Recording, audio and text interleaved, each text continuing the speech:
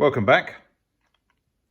You'll recognise the 1/2 metre square board, which we covered in a layer of cork. And then the first addition was to have this standard gauge point here, which was kit built. It's given good results.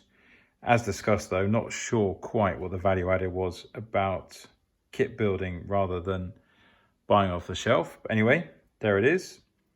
Then over here we have the standard gauge track runs on. As you can see, I've played a bit with the sleeper spacing just to sort of see what it looks like. I quite like it. It gives it a kind of light rail feel.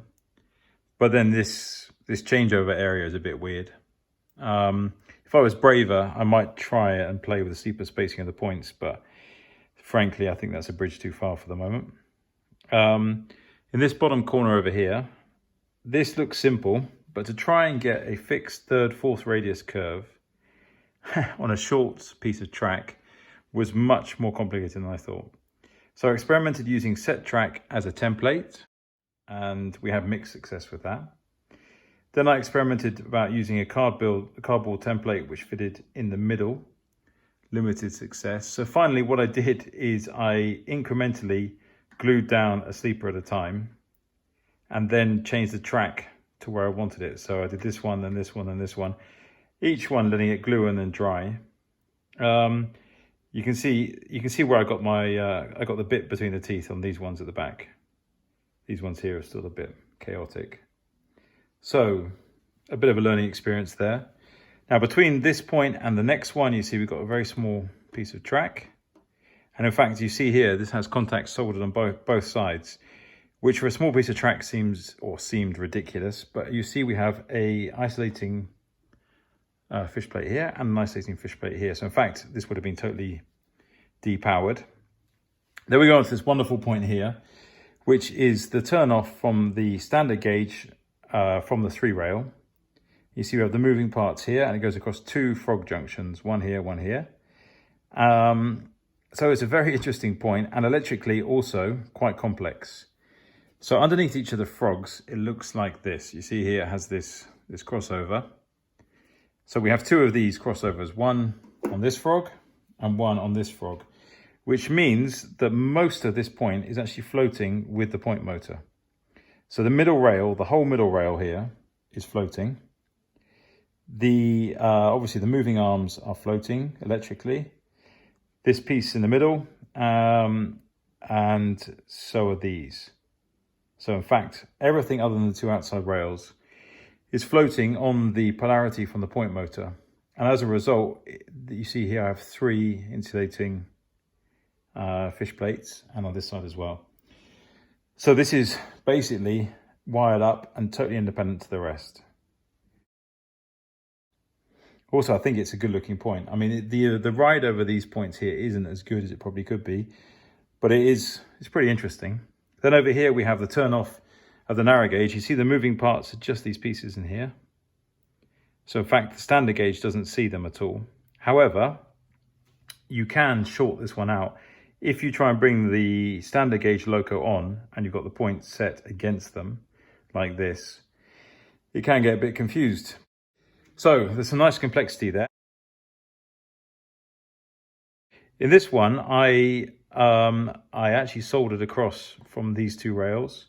I did similarly here as well, because it seems that we have a bit too much confidence that this junction here, this one, is touching this one, and so the contact is being made. Probably fine, right? But I mean, you see on the side there is a pretty good contact, but I just doubled up on that. And then going up here, it all gets a bit more classic into the narrow gauge. And we have this one and this point, which I just put in. Let's just see a bit of running.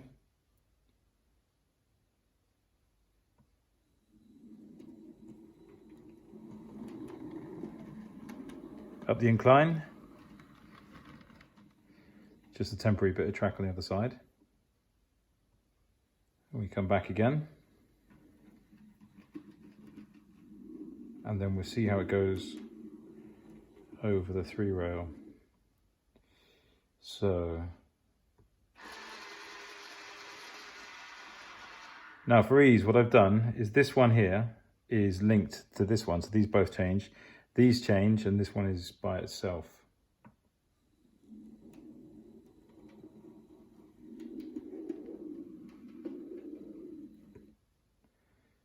Obviously this one now can't come all the way back down here. It's trapped in this piece up here. But it's pretty nice, eh?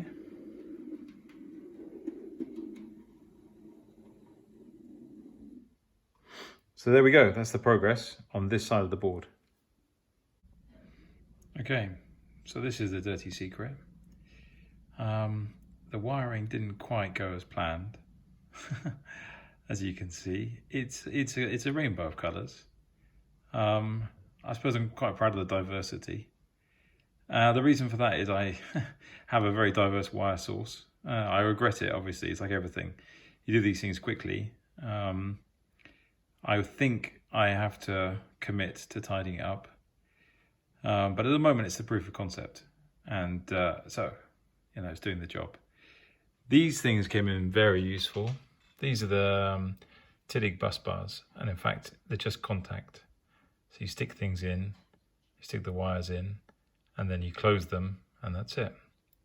So that's very good for experimenting and fault finding, which there was a lot of, as you can imagine.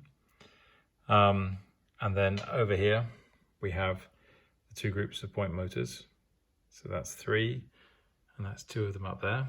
And you see the drawn lines, which I tried to use to align them. That was a partial success. Yeah, it's a very humbling process trying to put a point motor in my experience. You can see that one there, actually. It's not bending quite as well as it could do. Yeah, trying to make that work efficiently has been a challenge. So there's been a lot of fettling, and as always, you're probably left with the feeling that it's not 100%. So there we go. That's this update. Quite a lot of progress, and definitely some big ideas for the future.